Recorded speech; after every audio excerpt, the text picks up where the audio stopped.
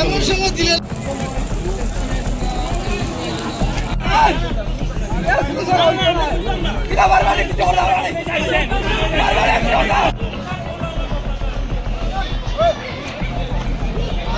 Wait, let me just.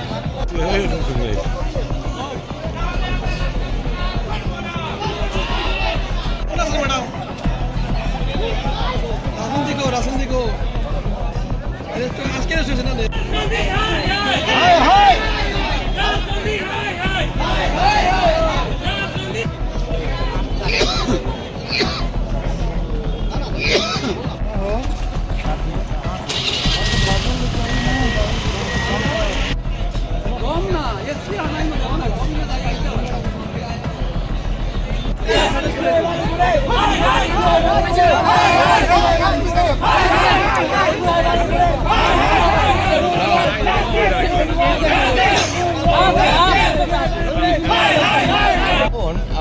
এটা নিশ্চয়ই জবাবটা তো পুলিশের কাছেই ছিল।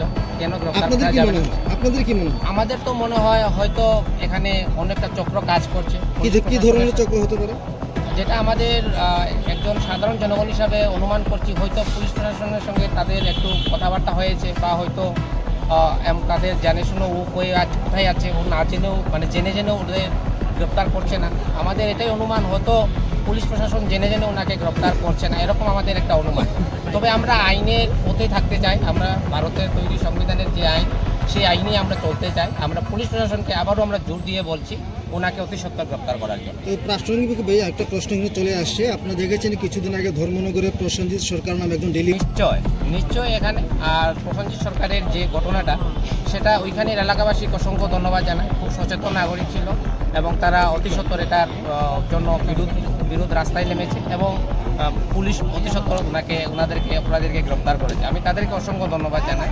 এবং আমরা পাশাপাশি আমরা চুড়াইবাড়ি নিবাসী বা অন্তর্গত যেসব এলাকাবাসী আছে, আমরাও আপ্রাণ প্রচেষ্টা আমরা এরকম বৃহত্তর একটা আন্দোলনে আমরা যাওয়ার জন্য। কারণ এটা মেয়েদের শ্রীতাহানি, অর্থাৎ মেয়েদের উপর এক ধরনের ইজ্জতের উপরে হাত দেওয়া, এটা কখনো আমরা মেনে নিতে পারবো না। প্রসেনজিৎ সরকারের কেসটাও আমরা দুঃখিত, কিন্তু এর থেকে বড় মাপের অপরাধ কিন্তু এটা হয়েছে। যদি আজকে ঘটনাটা যদি তার টার্গেট বা তার উদ্দেশ্য যদি সফল হতো, তাহলে আরও অঘটন ঘটে যেত। তাহলে তার মোটিভ, তার উদ্দেশ্য নিশ্চয়ই খারাপ ছিল, মেয়েদের প্রতি ওনার চিন্তাধারা খুবই খারাপ ছিল। তাই আমরা এর প্রতিবাদে ওনাকে উপযুক্ত শাস্তি দেওয়ার জন্য আজকে অবরোধ করেছি। আমরা দূর দূরান্ত থেকেও এসেছি, অনেক মহিলা পুরুষরাও এসেছে এটার প্রতিকারের জন্য। কেন দুটোর সময় এসেছে বাড়িতে, আমাদের বাড়িতে, তাই নিয়ে ওরা আমাদের বাড়িতেই থাকে। দুটোর সময় এসেছে একজন মহিলা পুরুষ, তিনজন মহিলা পুরুষ এসছে। তখন মহিলা পুলিশে উঠে বলেছে যে এটা আমরা তোমার নেই, ধরে নিয়ে যাওয়ার জন্য নেই, আমরা ধরিয়ে দিতে পারবো না। কোন জায়গাটায় হয়েছে সেই জায়গাটায় নিয়ে গেছে। জায়গাটায় নিয়ে যাওয়ার পরে তাকে নামিয়ে দিয়ে তারা সব বেরিয়ে চলে গেছে। বলছে তোমাদের কোর্টে যেতে লাগবে, এটা আমাদের ধরার আইন নেই। আমি তো তখন জানি না, চান করতে গেছিলাম গিয়ে।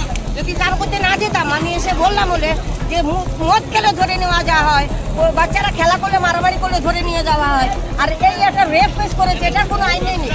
এটা কি তারা ধরিয়ে দেওয়ার কোনো ইয়ে নাই। 29 ডিসেম্বর 7:30 থেকে 8টার ভিতরে আমাদের পাড়ার একজন বোন টিউশন পড়িয়ে যাচ্ছিল।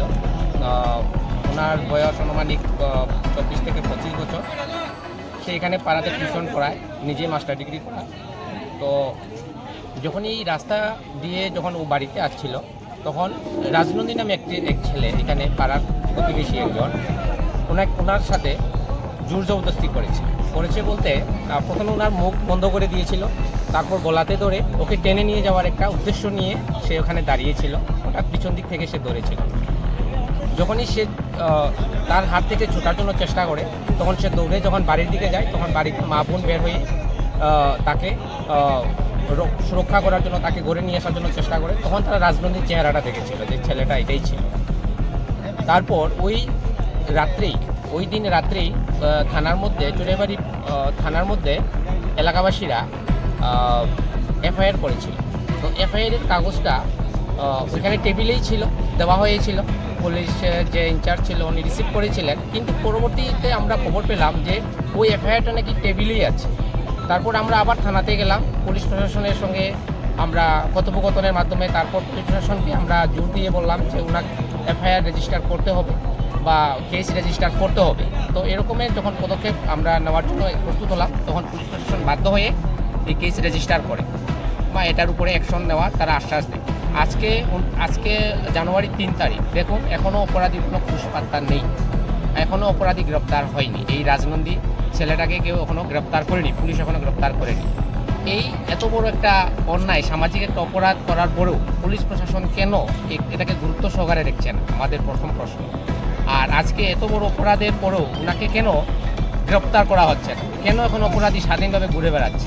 আমরা ত্রিপুরা রাজ্যের মধ্যে আইন শৃঙ্খলার এই যে যেরকমভাবে অধঃপতন ঘটছে, যেভাবে সামাজিক অপরাধ, বিভিন্ন সামাজিক আরও অনেক ধরনের ঘটনা ঘটছে, সেটা অনেক নিন্দনীয় এবং অনেক দুঃখজনক। আজকে মা বোনদের উপরে হাত তুলেছে, তার যদি উপযুক্ত আমরা যদি বিচার না পাই, পুলিশ প্রশাসন যদি আমাদেরকে উপযুক্ত আশ্বাস যদি না দেয়, তার বিরুদ্ধে যদি উপযুক্ত পদক্ষেপ যদি না নেয়, তাহলে তো আমরা বৃহত্তর আন্দোলন করব এবং এই আন্দোলনে জাতি ধর্ম বর্ণ নির্বিশেষে সবাই এই আন্দোলনে যোগ দেবে এবং আমার বিশাল বড় একটা আন্দোলনে কিন্তু আমরা জড়ো হব।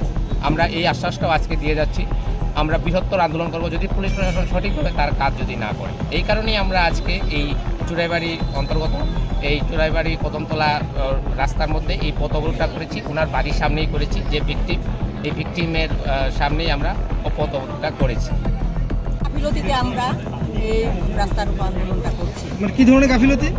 এই আইও বলেছে এই 5 দিন হয়েছে, আমরা একটা মহিলা এসেও বলেছে আমরা ওনাকে অ্যারেস্ট করবো না, আপনারা মেয়েকে কোর্টে নিয়ে যাবেন। এটা কি হয়? অ্যারেস্ট করবে না? করবে না বলেছে। কারণটা কি জানিয়েছে কি আপনাদেরকে? কোর্টের তরফ থেকে বলেছে, বলে মেয়েটাকে অ্যারেস্ট করা যাবে না, ছেলেটাকে অ্যারেস্ট করা যাবে না, মেয়েটাকে কোর্টে হাজির হতে হবে। এটা কি সম্ভব? আয়ও বলেছে আপনাকে? আয়োকে আই জানি কে না, বলেছে? বাড়িতে আইওর নাম কি? উমা ম্যাডাম। কোন থানা? কোন থানা এটা? কোন থানা এটা? কোন থানা? না, আজকে 2টার সময় জানিয়েছে আপনাদেরকে এটা?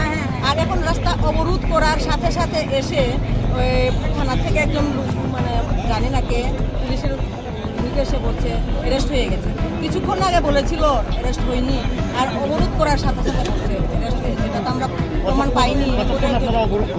এরপরে যদি আইও এসে অ্যারেস্ট যে হয়েছে এনাকে যদি রাস্তায় আমাদের সামনে আসে, তাহলে আমরা অবরোধটা মানে শেষ করবো, নাইলে আমরা এখনই চলবে আপনাদের আন্দোলন? চলবে 29 তারিখে একটা মেয়ে টিউশনি থেকে আসার পথে রাজনন্দী বলে একটা ছেলে, ওকে যখন সে আসার পথে হাত দিয়ে গলাটা মানে ধরেছে, এরপরে আর চিৎকার করার সময় মুখে হাত দিয়ে মুখটা বন্ধ করার পরে বলেছে তুমি চুপচাপ চিৎকার করবে না। এরপরে যখন সে চিৎকার করার পরে সব পাড়া প্রতিবেশী এসে ওকে জিজ্ঞেস করছে কী হয়েছিল, এই লোকটা আমাকে এরকম টানা হিসা করতেছিল মানে তার জন্য। তখন মানে ওর মা আর বোন পেছনে পেছনে ছুটে যায় এবং পাড়ার যে মহিলারাও এরাও এসে ওনাকে তাড়া করে। সেই সময় সন্ধ্যা 7টায় হয়েছিল। আর নিরীহ মেয়েগুলো যদি এইভাবে টিউশনি বা যে কোনো একটা কাজের জন্য বাইরে গিয়ে যদি ফিরতে না পারে, মেয়েরা কীভাবে মানে বেঁচে থাকবে? নিজের অন্যটাকে মেয়েরা তো খুব অসহায়, টিউশনি করে রোজগার করে, এর মধ্যে বাবাও নেই। এটা কি সম্ভব? মেয়েদের নিরুপায়, মেয়েদের জন্য আমাদের সাহায্য।